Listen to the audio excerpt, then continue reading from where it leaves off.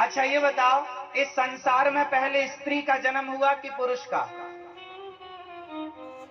बताओ, पहले किसका जन्म हुआ?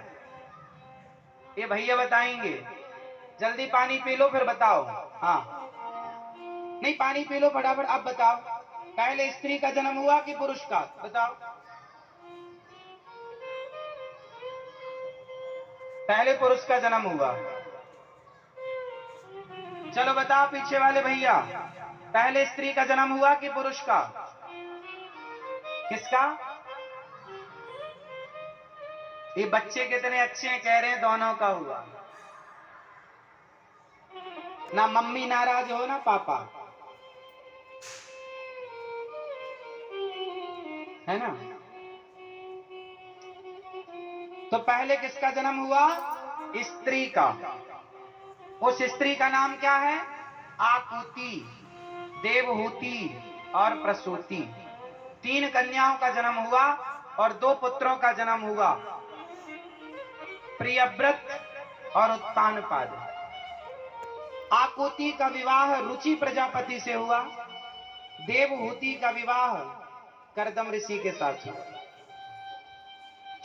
एक ऋषि थे करदम जी, जो जंगल में बैठ के भगवान का भजन कर रहे थे।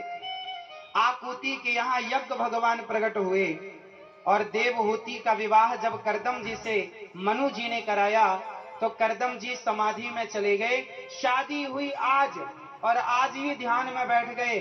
नई नवेली दुल्हन बैठी है और 40 साल के लिए बाबा जी ध्यान में चले गए। बेचारी रोज पति की सेवा करे, पति के आसपास रहे।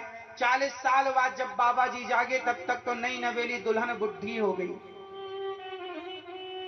करदम जी ने कहा, देवी आप कौन? आप भूल गए महाराज, हम आपकी पत्नी है। जिस दिन शादी हुई उसी दिन आप ध्यान में चले गए।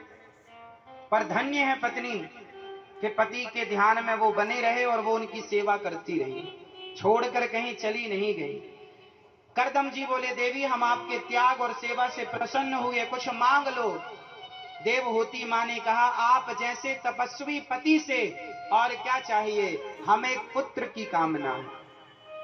करदम जी ने उन्हें बिंदु सरोवर में स्नान कराया और उनके तपस्या के प्रभाव से माता देवहूति बूढ़ी हो गई थी। उनके तपोबल से वो फिर 16 साल की हो गई। उस बिंदु सरोवर में स्नान करने से दिव्य उनका लेप हुआ, दिव्य उनका सौंदर्य फिर उन्हें प्राप्त हुआ। और करदम जी भी 20 वर्ष के हो गए और एक सुंदर सा विमान बनाया करदम जी ने, कामक विमान। उस विमान पर वो यात्रा पर निकले और करदम जी की 9 बेटियां हुई। करदम जी की कितनी बेटियां हुई? 9। इन्हीं को कहते हैं नवधा भक्ति। 9 बेटियां हुई। करदम जी की 9 बेटियों का विवाह ब्रह्मा जी के 9 मानस पुत्रों से हुआ। कला का विवाह मरीचि से, अनुसुईया का विवाह अत्रि से, श्रद्धा का अंगिरा से, हविर्भू का पुलस्त, गति का पुलह से, क्रिया का क्रतु से, ख्याति का भृगु से, अरुंधति मां का वशिष्ठ जी से और शांति का विवाह अथर्वा ऋषि से। ये करदम जी की 9 बेटियों का विवाह संपन्न हुआ।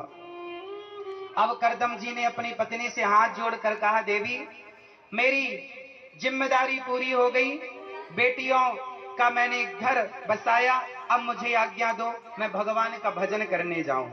अच्छा, गृहस्थ आश्रम